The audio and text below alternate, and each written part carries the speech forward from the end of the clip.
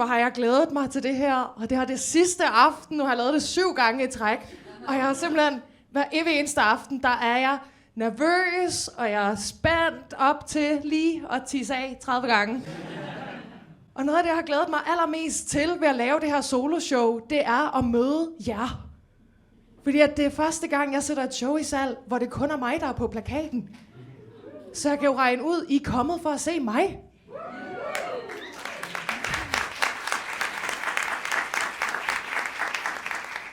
Jeg er med på, at det er lidt sent, det går op for mig. Men jeg har bare så mange gange prøvet at være på plakaten, nede på Comedy Zoo, måske sammen med Mark Lefebvre. Så har jeg gået på scenen og tænkt, kan jeg vide, om der også er nogen, der er kommet for at se Cecilie Bag. Og så er jeg gået ud på scenen og præsenteret aftenen og sagt, at jeg skal lige lave 10 minutter, inden ham fra Stormester kommer. Og så kan jeg godt se på publikum, de er sådan, ja, og din tid starter nu. Men I er jo simpelthen mit publikum. Det har jeg virkelig glædet mig til. Og jeg snakkede med en anden komiker om det der med at møde sit publikum for første gang. Og han gjorde mig opmærksom på, første gang du møder dit publikum, der kan du jo også blive skuffet. Og det er ikke blevet endnu. Altså, jeg tror, jeg fik en forsmag på, hvem mit publikum er for 3 uger siden, da jeg blev booket til at optræde til noget, der hedder Feministisk Festival. Og det var et fantastisk publikum, men jeg skal være ærlig med at sige, da jeg fik opringningen som stand-up-komiker, om jeg ville optræde til Feministisk Festival, der nåede jeg lige at tænke, det kan sgu godt blive en stram dag på kontoret. Men de var skidefede. Det var det bedste publikum. Jeg kom derud og kiggede bare på 60 feminister, der bare sad stirrede op på mig med et ansigt, der sagde, vi tager ikke noget pis. Og så kiggede jeg på min setliste og kunne se, pis, pis, pis.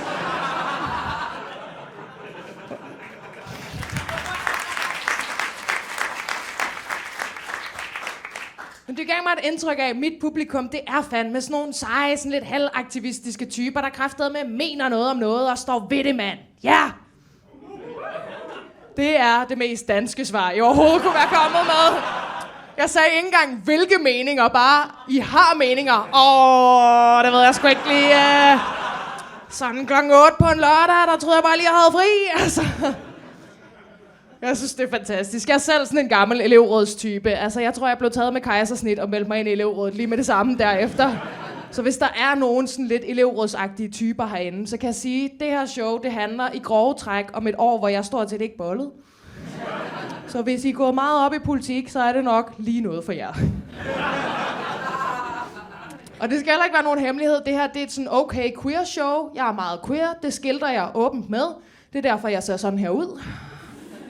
Jamen, det er fordi, at jeg vil så gerne opnå, at når heteroseksuelle kigger på mig, at de lige stopper op og sådan, det ligner sgu da lidt en lydtekniker. Ja. Og det kender jeg godt. Så er hun nok lidt lesbisk. Hvorimod jeg ved, når andre queer-personer ser mig, så kan de med det samme se, det der, det ligner en læbe, der har brugt lang tid på sit outfit. Hun er måske på dagpenge. Og uanset hvad, føler jeg mig utrolig set. Men jeg vil også lige høre med jer, hvem er I? Er der simpelthen nogen heteroseksuelle allies i publikum i dag? Prøv at klappe, hvis man er heteroseksuel. Ja, sådan okay blandet. Ej, hvor er I søde. Man kan mærke, det er et forsigtigt klap, I kommer med. I er slet ikke vant til, må vi godt klappe af det? Det skal I vide. Det her det er et trygt rum. Det er et safe space for alle. Jeg identificerer mig som heteroseksuel supporter. Men jeg står hvert eneste år og klapper af jer på jeres straight parade. Det er ikke det, I kalder det. I kalder det J-dag. Og fejrer jeg selv, altså. Og grunden til, at jeg har valgt at lave mit første soloshow nu, det er også, jeg har lavet stand-up i 3 år nu. Og det er gået op for mig. Det er sgu da en bachelor. Ja, der kan jeg mærke på jeres søde klukken der. I har det meget som min familie og min bankrådgiver. Ikke rigtigt. Men jeg tror for mig, der svarer 3 år i den danske comedybranche lidt til, hvis jeg nu havde taget en bachelor i historie. Og fordi det, jeg primært kan efter 3 år med komikere, det er, at jeg kan citere utrolig mange gamle mænd. Men jeg har ingen erfaring med fast indtægt.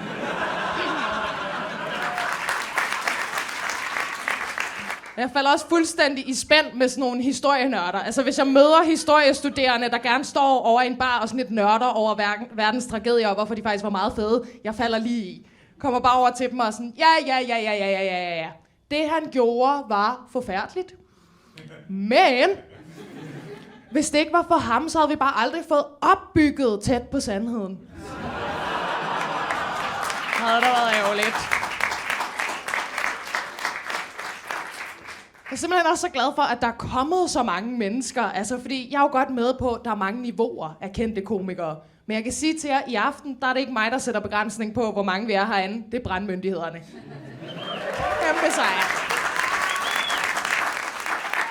Fordi man kan jo godt inddele komikere lidt efter kendthed, ikke? Så er der sådan de A-kendte, B-kendte, C-kendte, D-kendte, E-kendte, og jeg vil kategorisere mig selv i kategorien ukendte.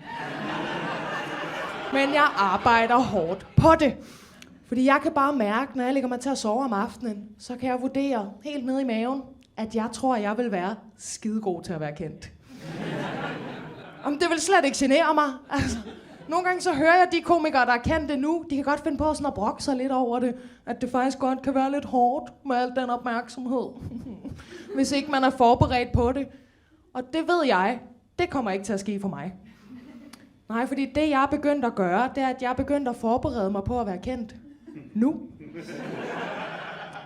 Der kan jeg så også mærke på stemningen. Jeg er lige begyndt at forberede mig lige tidligt nok. Men det skal bare ikke komme bag på mig. Så allerede nu, så har jeg sagt til mine private venner, jeg er begyndt at kalde dem private venner, at vi skal virkelig huske at nyde den her vinter sammen. Om bare mens jeg stadig kan gå i fred. Jeg vil faktisk sige, det allerbedste ved, at jeg er begyndt at lade som om jeg er kendt nu, det er, at jeg er begyndt at date sindssygt ambitiøst. Om jeg dater kun så lækre mennesker. Fordi jeg har det sådan lidt, det kan da godt være, at du er en overscoring. Nu. Se det som en investering, ikke? Altså, hvis du lige giver det sådan 2, 3, 4, 5 og 20 år, så kan det være, at det engang bliver meget sejt at sige, ja, jeg har jo engang bollet med Cecilie Bang. Nå, hende der komikeren, ja, da jeg mødte hende, var det jo også lidt en chance for hende. Det jeg prøver på at sige, det er, hvis I investerer i mig nu, så er det ligesom at være de første, der hoppede på bitcoins. Mange af jeres venner vil nok dømme jer for det, og det kan virke lidt sketchy i starten. Det handler bare om, at I trækker jer ud i tide.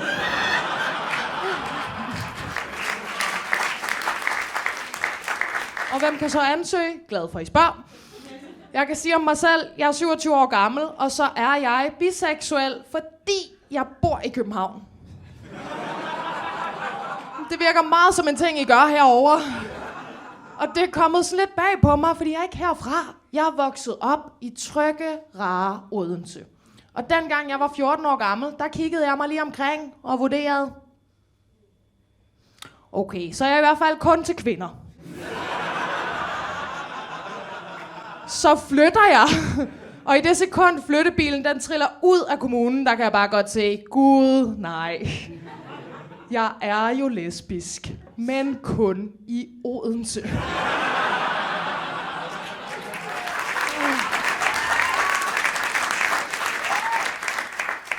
Om efter jeg kom til København, der måtte jeg jo bare indse, at vi har nogle helt andre mænd herovre. Altså, jer københavnske mænd, det er jo en anden race. Altså, københavnske mænd, ja. På en dårlig dag, ja. Altså, 9 ud af 10 af jer københavnske mænd, I er bare feminine nok til mig. Det ændrede fuldstændig mit perspektiv. Altså, jeg vidste slet ikke, jeg havde en type mand, før jeg mødte sådan ærke-københavnermanden. Altså, sådan helt stereotypisk, så drømmer jeg jo om en mand, der er sådan lidt i tvivl om, hvilken kaffe latte, der passer til en stjernetegn. Hvis jeg kan få en mand, der kan hjælpe mig med at bygge et IKEA-skab, og så springe ud af det lige bagefter. Bare høre ham. Honey, hylderne er i vatter. Om så skal jeg giftes, altså.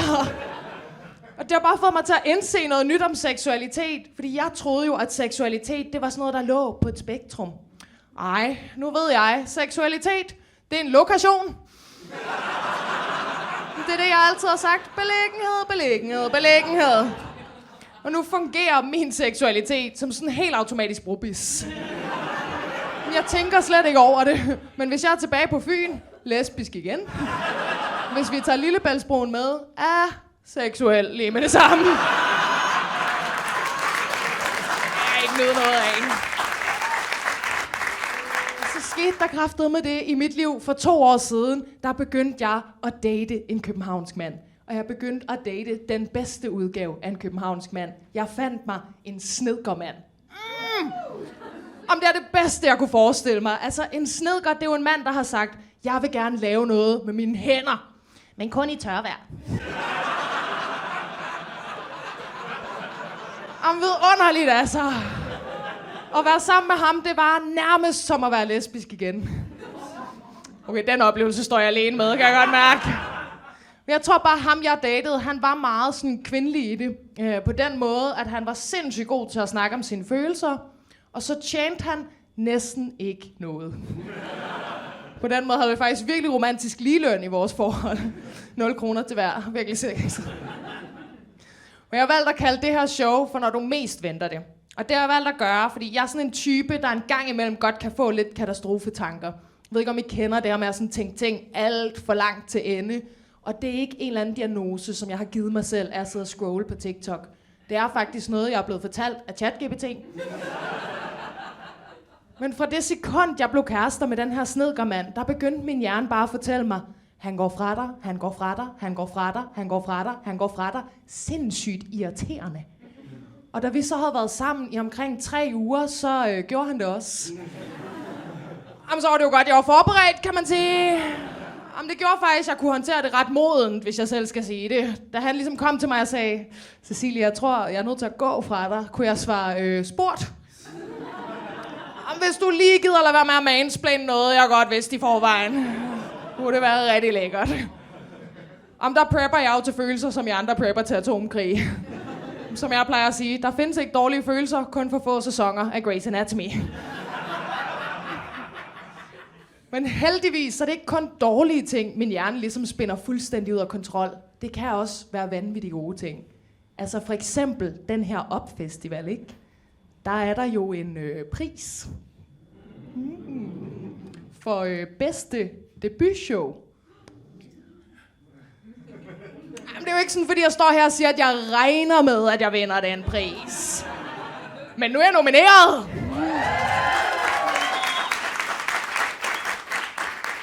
Jeg har bare gået sådan lidt og tænkt på det sidste halve år, at hvis jeg nu vinder den pris, så ville det da være sådan lidt ærgerligt ikke lige at være forberedt på at takke.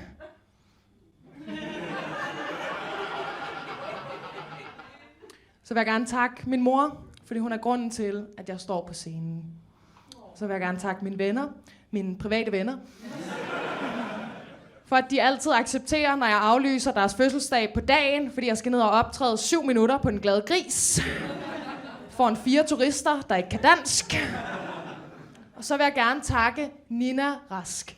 Nina Rask for at bevise, at man godt kan være i dansk stand-up og tage afstand fra hvide, heteroseksuelle, cis-kønnede mandekomikere fra 00'erne og samtidig medvirke i et afsnit af Klovn. Sådan!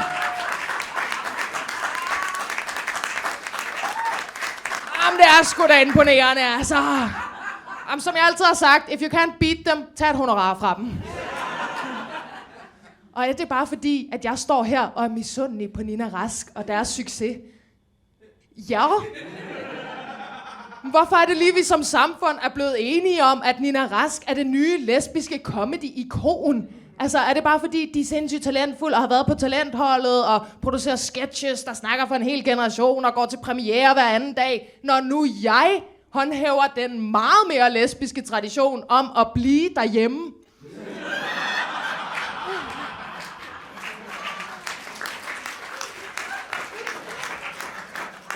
Og bruge Ingers kattehjem, som var det Tinder. Ja. Også på en dårlig dag, ja. Og til allersidst, så vil jeg gerne takke de gamle komikere, der har givet mig gode råd. Og et af de råd, jeg har fået, det er, at når man laver et soloshow, så er det sindssygt vigtigt, at man også skriver noget til anmelderne. Og det der bare er med comedy-anmeldere, det er, de kan slet ikke lide at grine. Nu bryder de sig ikke om, de glemmer deres lange uddannelse. Det er slet ikke rart. Så mit højeste mål med det her show, det er, hvis jeg på et eller andet tidspunkt kan få en anmelder til at læne sig lidt vel tilfreds tilbage i stolen og tænke tanken, ja, vi lever i et samfund. Så hvis der på noget tidspunkt under det her show er noget, hvor I sidder og tænker, det var ikke så sjovt, men det var meget klogt, så kan I være helt rolige. Den var slet ikke til jer. Den var bare til anmelderne. Men det, der ligesom skete i mit liv, da jeg blev dumpet efter et forhold på 3 uger, der kunne jeg mærke, der skal ske noget nyt. Altså, jeg skal ud og fejre mig selv, være noget selvstændig. Don't need no one. Girl boss. Og på det tidspunkt, der boede jeg i Vanløse og havde 3 roommates. Og det tror jeg ville gøre alle deprimerede. Men jeg tror, der er 2 typer, der har roommates i de større byer. Der er dem der har roommates med attituden af sådan, woohoo! Så er der bare nogen, jeg kan spise aftensmad med hver dag! Og jeg havde lidt mere roommates med attituden af, hvis ikke I er her, så har jeg ikke råd til at spise aftensmad hver dag. Så jeg gik op til min bankrådgiver Marianne, aftalte et møde, og så fremlagde jeg ligesom for Marianne, jeg kunne godt tænke mig at købe en lejlighed, og jeg arbejder som komiker. Og Marianne var sådan, nå, hvor spændende. Men hvad lever du af? Havregryn. Og så blev vi faktisk enige om, at jeg måtte godt gå ud i København og købe en andelsbolig til max, hold nu fast, 500.000 kroner! Ja, mand! 500.000! Og jeg det var det sløjeste klap nogensinde. Det elsker jeg. Der er mange, der er lidt efter andelsboliger. Jeg gik seriøst derfra og tænkte sådan, 500.000, mand! Hold kæft, hvor bliver det bags. Og så gik jeg ud på det københavnske boligmarked og så, hvad du kan få for 500.000 kroner. Du kan få en parkeringsplads i 3 måneder. Om jeg har været ude og kigge på så mange kældre og annexer og loftrum, jeg ikke havde råd til. På et tidspunkt, der overvejede jeg, om det der Pelican Self-Storage, det også lige kunne opbevare myself.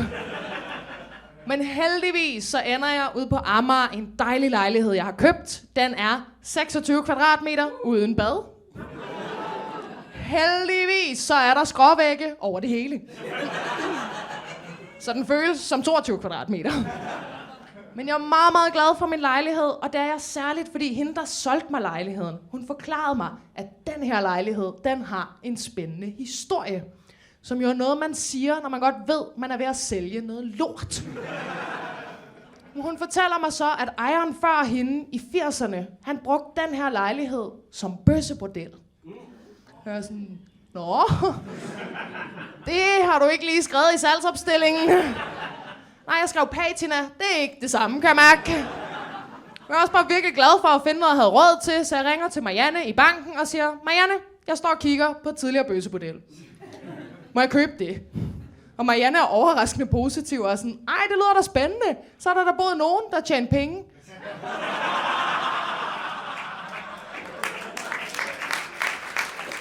Hvor er det unødvendigt, Marianne. Men også korrekt. Jeg køber den her lejlighed, og så skal jeg i gang med at renovere den. Og jeg beslutter mig lige for, at jeg vil renovere den her lejlighed helt selv. Jeg har aldrig renoveret noget før, jeg har ingen erfaring, men op i mit hoved er der bare en stemme, der siger, du er halv lesbisk, det ligger i generne. Og jeg beslutter mig også lige for, nu vil jeg gøre det sådan rigtig håndværkeragtigt. Så jeg lægger en plan, jeg går i gang mandag kl. 7. Mandag møder jeg op kl. 11 med en croissant. God start. Og det allerførste, jeg skal, det er, at jeg skal afmontere sådan en gammel vask, der hænger på væggen. Og efter jeg har bøvlet med den her vask i 30 minutter, der er jeg heldigvis DIY-pige nok til lige at gå ind og google How to stop crying. Og alting var så svært, altså. Og alle havde bare sagt til mig, lad nu være med at spartle din vægge selv. Det er sindssygt svært at spartle. Få nogle andre til det. Prøv at høre, nu har jeg gjort det. Hvis I lige ser et par YouTube-videoer, og I går ned i Silvan, køber den rigtige ergospartel, så er det faktisk sindssygt svært at spartle. Men alligevel så skete der bare et eller andet ved mig med det der med at sådan gå og lave noget med mine hænder i tørvejr. Der gjorde, jeg fik fuldstændig uberettet selvtillid. Altså efter 3 dage, der gik jeg rundt og sparkede til ting, den tidligere ejer havde lavet, og var sådan, hold kæft, noget lort, mand. mens jeg bare selv fyldte alle mine revner med vatrundeller. Og så begyndte jeg at skulle bruge stort værktøj. Det kunne jeg slet ikke styre, mand. Hold nu kæft. Jeg fik en rundsav i hånden, og med det samme var jeg sådan, så Moses, splitter jeg køkkenbrædder. Og så begyndte jeg at tage sådan nogle videoer af mig, der brugte rundsaven. Jeg tror, man kalder det first trap. Og jeg lagde de her videoer op på min Tinder, og jeg siger jer, min Tinder, den var on fire, mand. I flere uger. Der var så mange mænd, der skrev til mig, at jeg vendte saven forkert.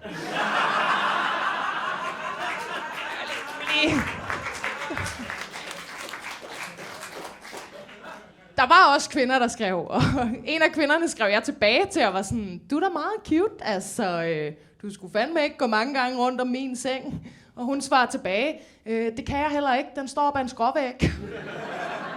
Og jeg fik så meget selvtillid af at bygge noget selv, at jeg overvurderede mig selv fuldstændig. Fordi det næste projekt, jeg kastede mig ud i, det var, at jeg købte en menstruationskop. Og jeg kan sige det lige ud, den knækkede mig. Det gjorde den simpelthen. Altså, sætte et køkken op, ikke noget problem. Lille kop. Fordi jeg ved ikke, om I kender menstruationskopper alle herinde. Men det er, hvis I forestiller jer et vinglas til en hamster. Det er cirka det, vi har arbejdet med, og så er den lavet i silikone. Og for at du overhovedet kan få den her kop op i dig selv, der skal den ligesom foldes, men den er lavet i et materiale, der ikke vil foldes. Så du står bare og sådan bokser med noget, der ikke vil foldes, og du skal have det foldet sammen. Det er meget ligesom, kender I de der pop-up telte? Det er meget den vibe, at du sådan får foldet et eller andet, og lige pludselig, så kan jeg bare mærke inde i mig, den siger, så sidder den der. Og så har jeg egentlig en dejlig dag, og så vil jeg da lige sige specifikt til mændene herinde, jeg ved ikke, om I kan forestille jer, at man køber et produkt, som du skal have ind i dig selv. Og det gør du i fuld tiltro til, at du også kan få det ud igen. Fordi da jeg skulle fjerne den kop, det blev en lang eftermiddag, det kan jeg godt love jer. Det viser sig, at menstruationskopper, de virker via undertryk, og jeg kan love jer, der er vakuum! Hold nu kæft, mand. Da jeg lige prøver at tage fat i den, der kan jeg godt hurtigt konstatere, det her det er en form for psykopatsvupper, der bare bor inde i mig nu. Men jeg er sikker på, at den har indrettet sig. Altså, der er der en lille Kai Boy-snabe og en chaiselong-sofa inde i mig. Du kan fucking ikke smide den ud, mand. Og jeg kan også lynhurtigt konstatere på det her undertryk, at hvis jeg bare trækker til lige nu, så kommer jeg til at fjerne hele min livmor i et hug. Det havde jeg virkelig ikke lyst til. Heldigvis, så er der en brugsanvisning med, og jeg frygter lidt, at det er samme brugsanvisning som til IKEA-møbler. Og jeg bare slår op på første side og ser, du må være svår personer. For fjerne kopper. Det står der heldigvis ikke. Der er en meget, meget lille brugsanvisning, hvor der bare er tegnet en hånd, der gør sådan her. Ved siden af en hånd, der gør sådan her. Og så står der, for at fjerne koppen, der skal du nippe. Jamen undskyld mig, at det er et anerkendt greb at nippe noget ud. Med håndsoprækning, hvor mange har prøvet at nippe herinde. Men jeg kan jo regne ud, at det må være den her bevægelse her. Så jeg går ligesom ud på mit badeværelse med det her nippeprojekt, og ser om jeg kan komme i gang. Jeg beklager, det bliver meget grafisk. Til de to mænd, der sidder på første række her. Men jeg prøver ligesom at se, om jeg kan nippe. Og jeg sidder bare og nipper og nipper og nipper og nipper og nipper og nipper. Men jeg skal jo også lære at nippe for første gang inden i mig selv. Og der skal jeg hilse at sige, at der er ikke særlig meget plads at arbejde på. Boys. Det her nippeprojekt her, det tog mig 40 minutter. Kan vi blive enige om, det er for lang tid?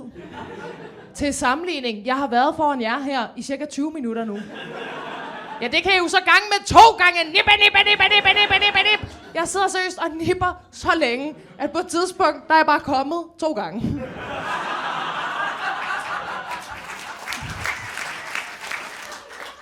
Efter 40 minutter, der når jeg til stadiet af accept og tænker, okay, det var ikke det silikoneimplantat, jeg drømte om. Men nu er det sådan, det er. Og så slår det mig, okay, hvad er det bedste, der kan ske for mig lige nu? Gud, jeg håber, at jeg er gravid. Og så håber jeg, at om 9 måneder, at det bliver en lidt hård fødsel. Kun fordi jeg vil elske den situation, hvor der kommer en stresset jordmor ind på stuen. Sådan, nej. Barnet ligger helt forkert, jo. Ej, jeg tror, du bliver nødt til at føde med sugekop. Jamen, der må I give mig, lige i den situation, der er det overskudsagtigt. Sådan at læne sig frem fra sin egen fødselsseng, som om du er kok i Godmorgen Danmark, og være sådan lidt, nå, hvad sagde du, sugekop? Jamen, der er jo snydt lidt hjemmefra! Du trækker bare til, Hanne, du.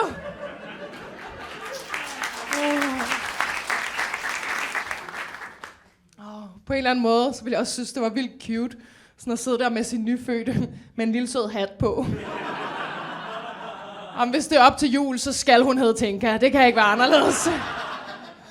Men det er cirka efter den her oplevelse, at det går op for mig. Jeg tror ikke, jeg er så girlboss, som jeg troede, jeg var. Jeg har simpelthen brug for, at der er en anden i en ny form for nippe-nødsituation. Men det kan du ikke skrive på din Tinder, vel? Altså, du kan ikke bare skrive, søger menneskelig pincet. Så jeg lægger et billede op af den der IKEA-vejledning og skriver couple goals. Og så begynder jeg at snakke med mine private venner om, at jeg godt kunne tænke mig at finde en kæreste. At jeg kunne sgu godt lige tænke mig at gå ud og finde sådan en person, der kan elske mig. Og mine venner, de er meget sådan, det du lige skal gøre, Cecilie. Hvis du gerne vil finde en kæreste, så er det allervigtigste faktisk, at du elsker dig selv først. Og det er jo et meget fint råd, hvis ikke jeg lige havde sagt, at jeg gerne vil uddelegere. Men jeg er også sådan lidt i tvivl om, hvem jeg skal gå efter. Fordi jeg er jo biseksuel, men jeg føler også bare lidt, at jeg sådan har kæmpet lidt for at få lov til at være til kvinder. Fordi første gang jeg sprang ud, var jeg 14 år gammel. Jeg troede, jeg var lesbisk, og jeg gik på en kristen skole. Man har lov til at være heldig med timing. Og jeg er ikke selv kristen. Mine forældre, de er heller ikke kristne. Det, der skete, var, at jeg blev mobbet på min første folkeskole, for ikke at være særlig sej. Og så tror jeg, at mine forældre, de fik øje på de kristne børn. Og var sådan lidt, der har hun en chance. Så jeg starter på kristen skole i 7. klasse, og meget hurtigt, der bliver jeg forelsket for allerførste gang. I min tysklærer Birgitte. Og vi skulle have været til mine grammatiktimer. Der, that ass, Birgitte. Og så tror jeg bare, min 14-årige hjerne tænkte, jeg har været forelsket en gang. Birgitte er en kvinde. Ergo. Ich bin lebanesisch. Og så valgte jeg med det samme at springe ud til min bedste veninde Maria. På det tidspunkt kaldte jeg hende bare Jomfru Maria. Og hun kommer fra et meget kristent hjem, så jeg var også lidt nervøs, da jeg trækker hende til side og siger, Jomfru Maria, hvordan har du det med, at jeg er til piger? Og Maria, hun tager det meget seriøst, inden hun svarer mig, prøv Cecilie, uanset hvad du er til, så dømmer jeg dig ikke. Nej, fordi det ved jeg, at Gud gør. Yes, den tror jeg lige, jeg tager en second opinion på, Maria. Jeg spørger lige alle de andre kristne børn i klassen. Altså, tror I, at jeg kommer i helvede for at være lesbisk? Og det er meget sådan, ja. Men vi dømmer dig ikke. Og det gjorde de faktisk ikke. Jeg endte med at få en virkelig dejlig skolegang. 3 dage senere kommer Maria og fortæller mig, det bedste kompromis, jeg nogensinde har hørt. Hun kommer helt stolt op til mig og sådan, Cecilie, jeg har regnet den ud. Vi kan jo godt være venner, selvom du er leppe. Vi kan jo bare ikke være best friends forever, for du skal jo ikke med i det evige liv. Assholes. Og så står jeg bare 8 år senere på Nørrebrogade og ser en mand med langt hår og save i nogle brædder og sådan, pis. Det havde kraftet med ret, mand. Jeg skulle bare møde Jesus.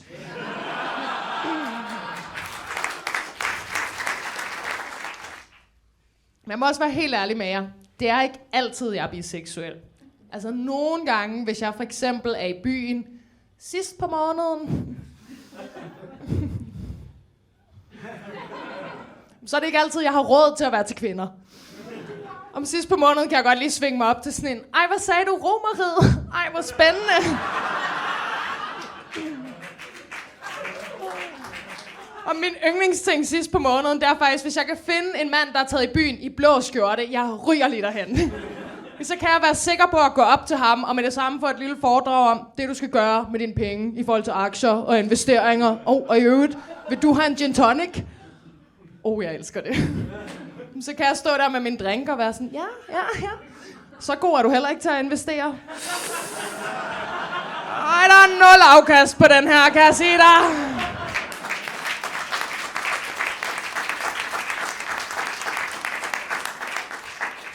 I virkeligheden, så tror jeg bare, at jeg er blevet en lille smule bitter, fordi de sidste par år, der har jeg sgu primært scoret mænd. Og jeg tror, det er fordi, jeg er ikke særlig god til at flirte. Og det virker lidt som om, med jer mænd, der er det ikke som sådan et krav. Jamen, I er lidt mere gæstfri. Altså, hvis man gerne vil have en mand med hjem, så har jeg det lidt sådan flirte. Det er lidt ligesom at tage en 10. klasse. Du kan da godt gøre det, men det er ikke som sådan et krav for at komme videre i systemet. Og det tror jeg bare gør, at hvis man lige lignede mine scoringer op på række her fra de sidste par år, så vil det komme til at ligne et bestyrelseslokale. Og så går jeg ud sådan, ja. Jeg kan godt se, hvordan det ser ud. Og jeg vil da også ønske, der var mere kvindelig repræsentation. Men langt de fleste ansøgere er mænd. Og jeg synes også, at løsningen er at indføre kvoter for, hvor mange kvinder, der skal være kærester med mig.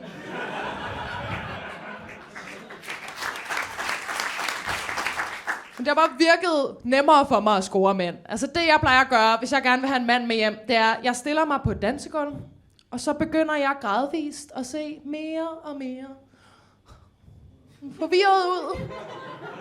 Som om jeg har brug for hjælp.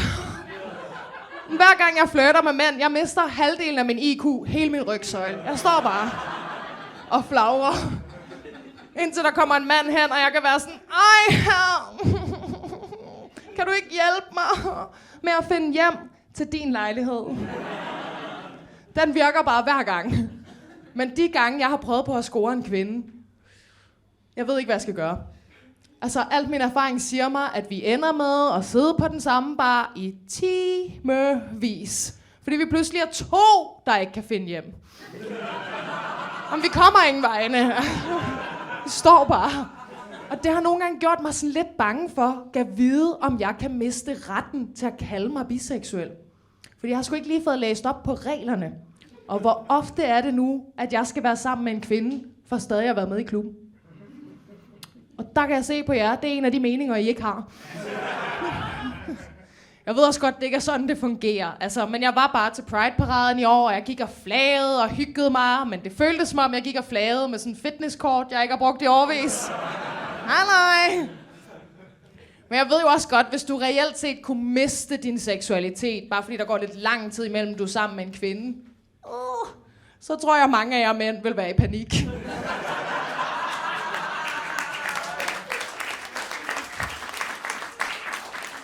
Om tænk, hvis det var ligesom session hver dag, så kommer du op til en læge, der er sådan, herre Kasper, jeg kan simpelthen se på tallene her. Du boller ikke nok til at kalde dig heteroseksuel. Nej, men hvis det er nogen trøst, så kan du jo stadig kalde dig gift. Og så rigtig god jøddag til dig, ikke?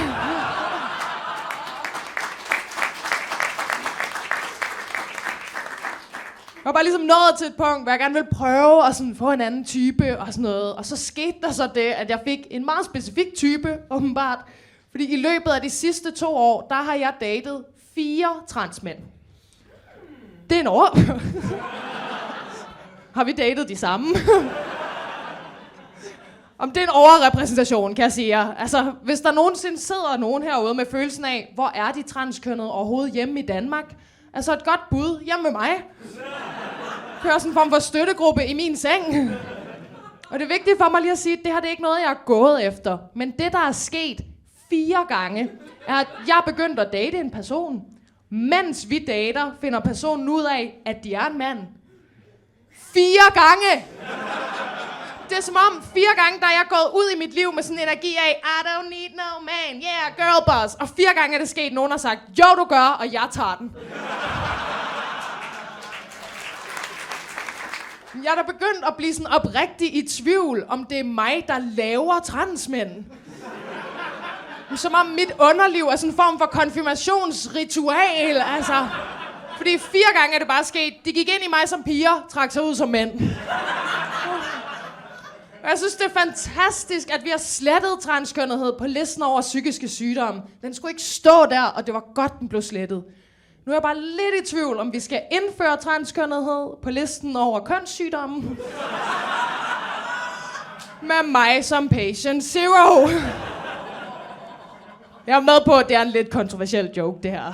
Men der skal I bare lige huske på, at vi altså alle sammen lever i et samfund.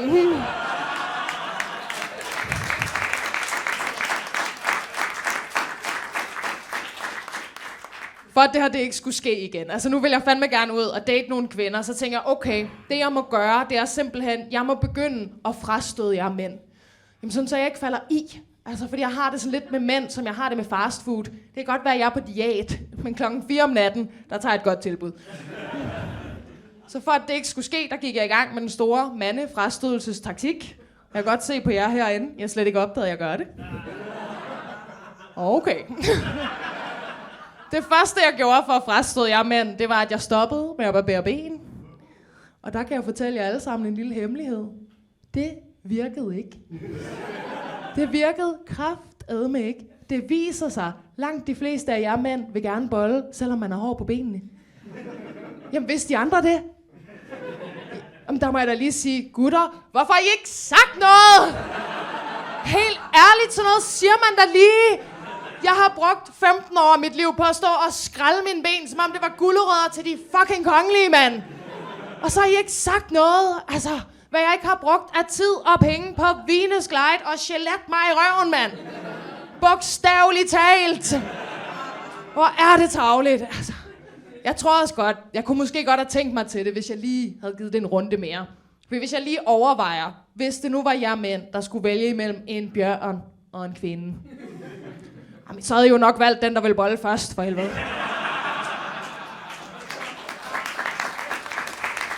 Så jeg var ligesom nødt til at gøre noget andet for at frastøde mænd. Og så begyndte jeg at lave det her stand-up.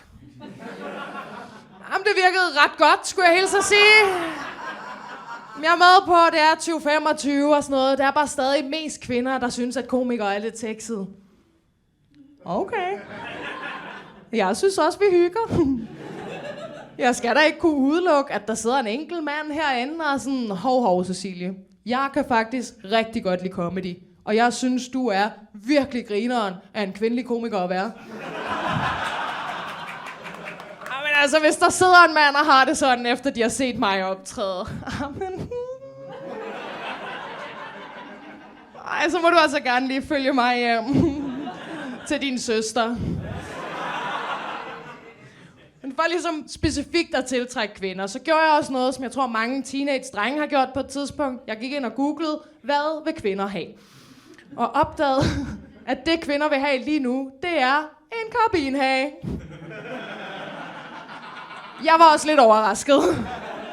Jeg ved ikke helt, hvad det handler om, men jeg tror, det er noget med ligesom at signalere til jer ladies, at jeg køber sgu ikke mine smykker nede i Pilgrim, du. Nej, jeg køber dem i Silvan, som en rigtig mand. Men åbenbart, så lige nu, der er karabinhagen blevet til den nye lesbiske bollebillet. Vidste I det? Nogle få gør, og det er problemet. Det er der næsten ikke nogen, der ved.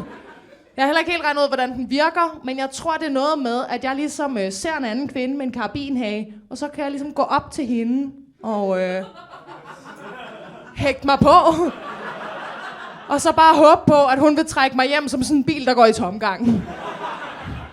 Men problemet er, at der er nærmest ingen, der kender signalværdien af den her karabinhage. Så dem, der oftest har spurgt mig ind til den, det er mænd, der spørger, om jeg også godt kan lide at klatre.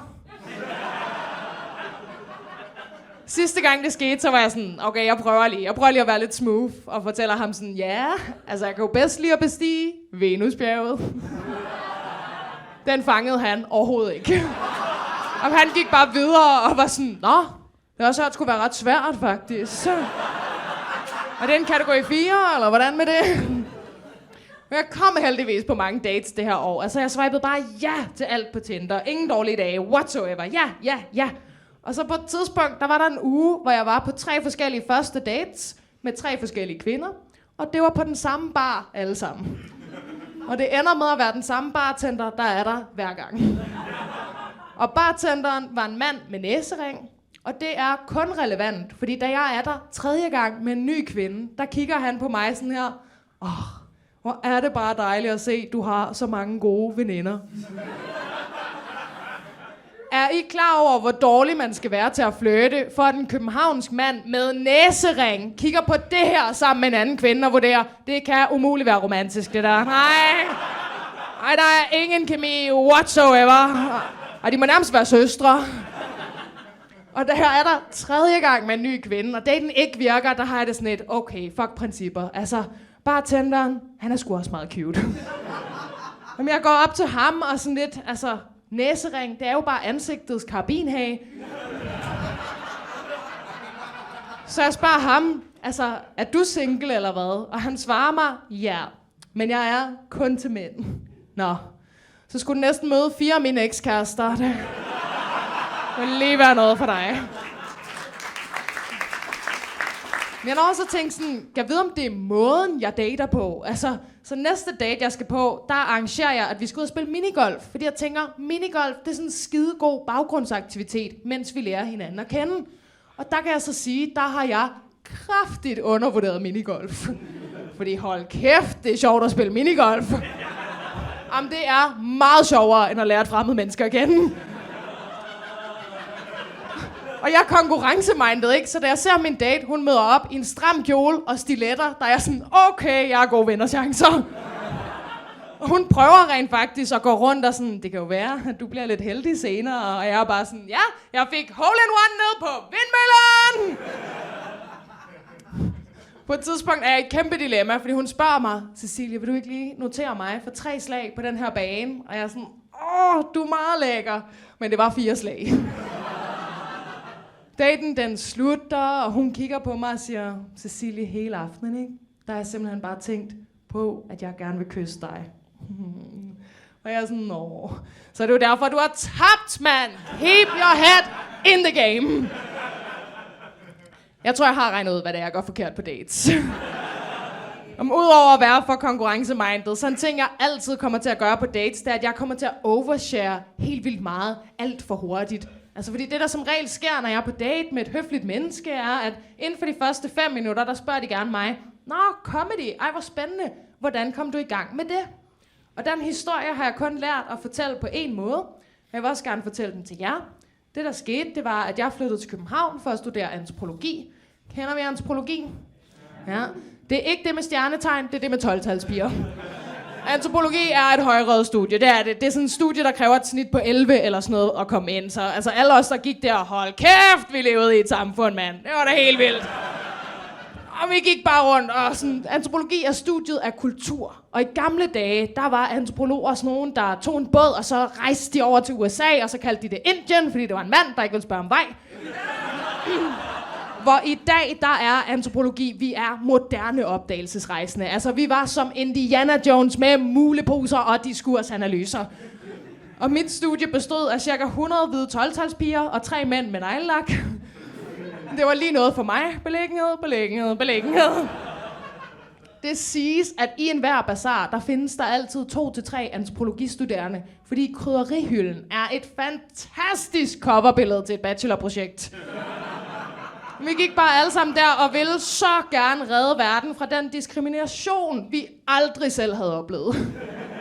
Og jeg hygger mig virkelig. Min gruppe, vi har lavet sådan en spørgeskema-undersøgelse, der hedder, hvordan føles racisme på en skala fra 1 til 10?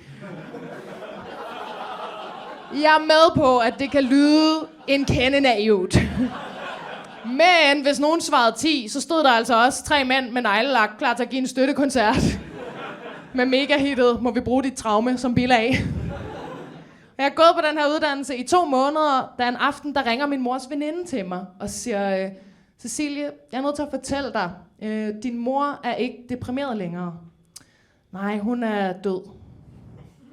Men hvis det var nogen trøst, så var det hendes eget valg. Og den historie fortæller jeg altid på første date. Og så kan der godt blive en rimelig anspændt stemning på daten. Ligesom nu. Nogle få gange har jeg prøvet, at en kvinde meget hurtigt vil kysse, efter at høre det her. Og der har jeg det sådan, jeg kondolerer med din barndom. En gang har jeg prøvet, at en kvinde blev ret begejstret, fordi hun no shit var caster fra X-Factor. Og jeg måtte forklare hende, jeg kan slet ikke synge. Endnu bedre! Jamen, intet sangtalent og en traumatisk historie. Jeg kan gøre dig til vinder! Jeg er med på, at det er en lidt voldsom ting at sige, Men jeg kan ikke fortælle historien om, hvordan jeg startede comedy, uden at fortælle, at min mor er død. For jeg tror, hvis ikke min mor var død der, så var jeg ikke blevet rystet ud af sådan min livsbane. Og så havde jeg nok fortsat på antropologi, og jeg havde haft en kandidat nu. Så var jeg nok blevet anmelder. Men det var først, fordi jeg blev tvunget til at droppe ud, at jeg stoppede med at spørge mig selv, hvad forventer samfundet egentlig, jeg gør? Og i stedet begyndte jeg at spørge mig selv, jamen hvad har jeg lyst til at gøre? Og i dag, der er min eneste store ærgelse, at min mor, hun var en kæmpe comedy-fan. Og hun har aldrig set mig optræde. Og jeg ved, hvis hun i dag kunne se, hvor mange komikere jeg har kysset med. Om hun vil være så stolt. Og jeg har egentlig altid holdt fast i det her med, man må altså gerne fortælle om sig selv. Man må gerne fylde noget på første date, og hvis den anden ikke kan klare det, så er det bare ikke det rigtige match. Indtil jeg så selv var på date med, hvad jeg vil beskrive som det mest udadvendte menneske, jeg nogensinde har mødt. Jeg var på date på en bodega på Amager med en transkønnet kvinde. Det vidste jeg godt i forvejen. Det var der ikke noget odiøst i. Men som det oftest er med folk, der har gennemgået noget svært, som det kan være at finde sit køn og skifte køn, så er det også dem, der har mest selvironi omkring det. Så vi sætter os ned på en bodega på Amager. Det første, hun siger til mig, det er, når jeg udover at jeg er transkønnet, så har jeg også en tandsygdom. Ja, lidt kort fortalt, jeg er født med for få tænder og for meget pik. Yes! Der kan jeg bare godt mærke, at vi sidder på en ret lille bodega. Og jeg er ikke som sådan interesseret i, at hele bodegaen ved, at hun har dårlige tænder. Om det er Amager, det kan være, der var nogen, der var sådan, min soulmate! Nej. Det næste, hun siger til mig, det er, jeg ved ikke, om du kan se det på mig, men de første 4 år af mit liv, der er jeg jo vokset op på et børnehjem i Kambodja. Altså, hvordan skulle jeg kunne se på dig, at du voksede op på et børnehjem? Altså, havde det ikke været meget mere fucked, hvis jeg havde sat mig ned på daten, og som det første sagt til hende, Gud, ej, du ligner kraftedeme en, der vil ryge ud af, hvem vil være millionær på spørgsmålet, Who is your daddy? Men efter de her 2 ret effektive icebreakers, det må man give hende, der kommer jeg lige på banen med et spørgsmål. Hvad hedder du egentlig? Michelle, skønt navn. Klinger lidt af børnehjem. Jamen, jeg er desperat for at finde et lidt lettere samtaleemne. Og så falder vi heldigvis i snak omkring en lesbisk bar, vi begge to er kommet meget på. Og jeg tænker, og fortæller hende om, at sidste gang jeg var der, så spillede de utrolig meget Suspekt. Og er det ikke sjovt? Altså, når jeg er på læbebar, så gider jeg kraftedeme ikke at høre sange om at sutte pik. Altså, medmindre du har, ikke at jeg antager, vil du have flere øl? Jeg går op i baren, bestiller nogle nye øl. Der er en ældre mand, henvender sig til mig, og jeg tænker, nej, det er Amager. De har nok aldrig set en date end godt. Men han kigger ned på min date, som har sådan noget langt, sort, tykt hår. Lidt mørkere i huden end mig. Og så kigger han op på mig og spørger mig, altså I to, er I egentlig søstre? Ej, nu kan det kraftedme være nok, altså. Jamen, ligner jeg en, der er opvokset på et børnehjem i Kambodja? Og han kigger på mig og sådan, nej, du har bare vildt skæve tænder. Det blev heller ikke til en anden date, men jeg har fået et fast forhold til min tandlæge. Og det er sådan cirka her i mit liv, at jeg indser, måske skal jeg ikke have en kæreste lige nu. Altså, måske skal jeg ikke fokusere på at finde nogen, der kan elske mig. Måske skal jeg fokusere lidt på at finde nogen, som jeg kan elske. Og jeg snakker med mine private venner om, at jeg overvejer at adoptere en kat. Og de så, jamen jeg sådan, hvis nu jeg køber en kat, så holder den sikkert også længere end mit sidste forhold. Og mine venner er søde til at sige, det vil en buket også. Unødvendigt. Men jeg vil ligesom gerne give noget tilbage, så jeg ansøger om at blive besøgsven for en ældre borger. Og med det samme, der får jeg en mail tilbage om, at lige nu, der er der ikke nogen ældre i København, der mangler en besøgsven. Er det ikke sindssygt? Det var nemmere for mig at finde en lejlighed end en ensom ældre i København. Jeg bliver så tilbudt at komme på venteliste, og det siger jeg bare ja til. Og nu her, hvor jeg har stået på ventelisten i omkring 6 måneder, så er det langsomt ved at gå op for mig, at mens jeg står på den venteliste, jamen så er det jo faktisk mig, der søger en besøgsven. Om det var vendt fuldstændig på hovedet. Altså, de begyndte at sende mig mails, der starter med, kære ledige besøgsven. Ej, nej. Jamen, det skal du ikke kalde mig. Altså, jeg vil hellere kaldes indsat. Der er trods alt større forståelse for ikke at kunne score, end ikke at kunne finde nogen at spille 500 med. Jeg har for nyligt set, at den her besøgsvennetjeneste, de begyndte at køre en Facebook-kampagne, hvor de forsøger at lokke ældre mennesker. Jamen til at blive ven med mig jo. Men jeg tror lige nu, der står der frivillige ude på landets plejehjem og sådan, kom nu Jytte! Det er bare fordi Cecilie på 27, hun mangler virkelig nogen at snakke med. Og så skal Jytte stå der sådan, altså, det er bare fordi, har Cecilie ikke nogen venner selv? Jeg frygter virkelig, at det kan ende i sådan en form for plan-barnebarns-situation. Hvor jeg allernådigst får lov til at sende Jytte en tegning. Og hun så mobilepayer mig 200 kroner for ikke at besøge hende. Og på det her tidspunkt i mit liv, der har jeg ikke kunne score nogen i omkring et år. Jeg har ikke kunne finde en ensom ældre, og jeg har ikke adopteret et kæledyr, og begynder bare at tænke, okay, måske skal jeg bare prioritere de relationer, jeg allerede har i mit liv. Så jeg tager til julefrokost med nogle af mine venner, og det der lige er, det er, at på det her tidspunkt, der er jeg stoppet med at drikke alkohol. Og det gjorde jeg, fordi jeg er sådan en gammel 12-talspige, og det anede mig sgu lidt, at det der med at drikke alkohol, det var kraftedeme også god til. Der var lige en periode i mit liv, hvor jeg drak ret meget, og så begyndte jeg at blive lidt bekymret og tage sådan nogle test, der alle sammen hed test, om du er alkoholiker. Og ikke for at prale for jer, men jeg bestod dem alle sammen. Og så fandt jeg ud af, at jeg var det, der hed high functioning alkoholiker. Men hallo! Om hvordan er det ikke perfekt? Og der var jeg sgu sådan lidt high functioning, high five. Det er den mest modvillige high five, jeg nogensinde har fået i hele mit liv.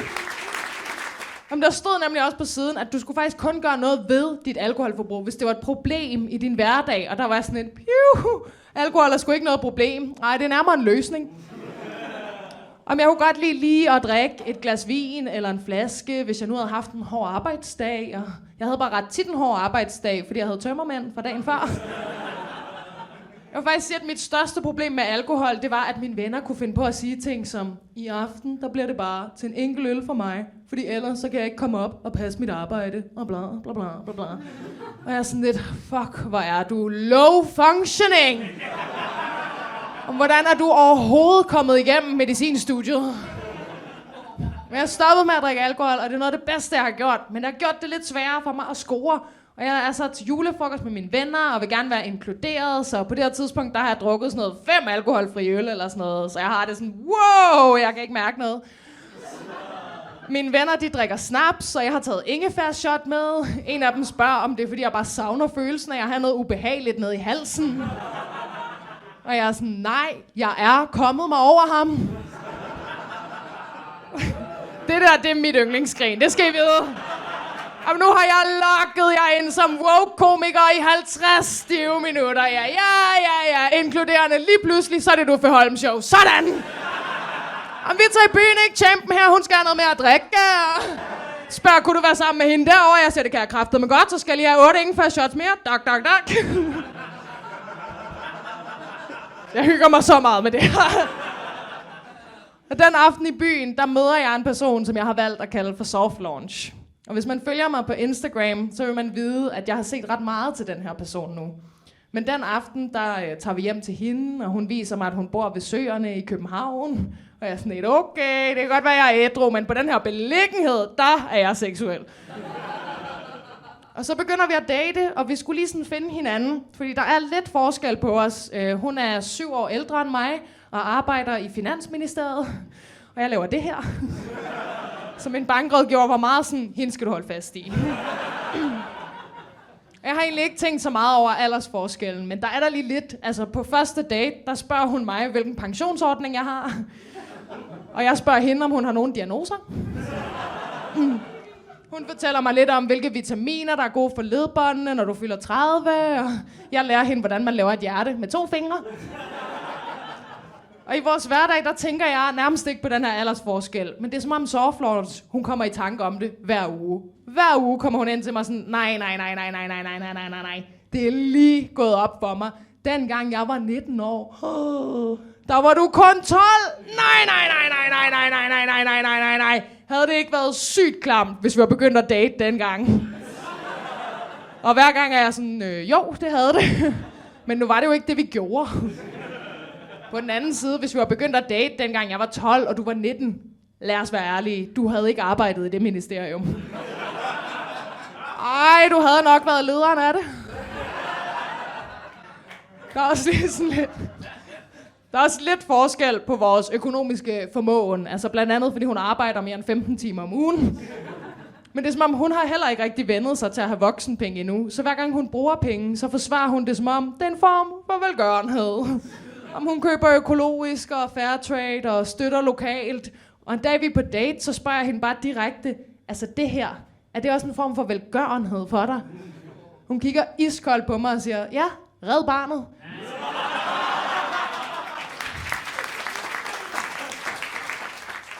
Men efter jeg har mødt Soft Launch, så er der kommet sådan en helt ny kærlighed ind i mit liv. Det er som om, den der stemme inde i hovedet, den har ændret sig. Jeg hører ikke længere den der, han går fra dig, han går fra dig, han går fra dig, han går fra dig, han går fra dig. Nu har den virkelig ændret sig til at sige, hun går fra dig, hun går fra dig, hun går fra dig, hun går fra dig. Men det har hun ikke gjort endnu. Altså, hun lytter hver gang jeg overshare, og hun er den største supporter af mit comedy. Hun er allerede begyndt at planlægge, hvad vi skal bruge alle de millioner, jeg kommer til at tjene på comedy på. Jamen, det er support, det er det fandme. Altså, prøv at forestille jer, I vågner hver morgen klokken 7, cykler ind på Finansministeriet, sidder og arbejder 8 timer, cykler hjem igen, ser jeg ikke er stået op af sengen, og stadigvæk tænker, det der, det er en millionær! Jeg har overvejet at sige til hendes chef, hende der, hun skal ikke arbejde i Finansministeriet. Ej, med det talent for optimistisk skøn, der skal hun da direkte over at lave ejendomsvurderinger. Tak skal I have.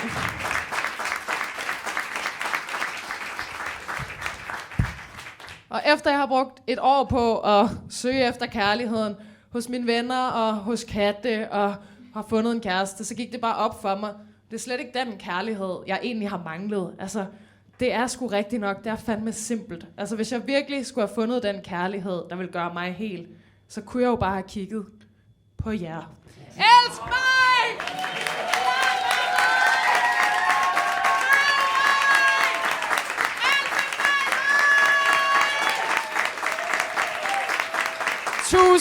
Tusind tak, fordi I kom. Ha' en fortsat god festival.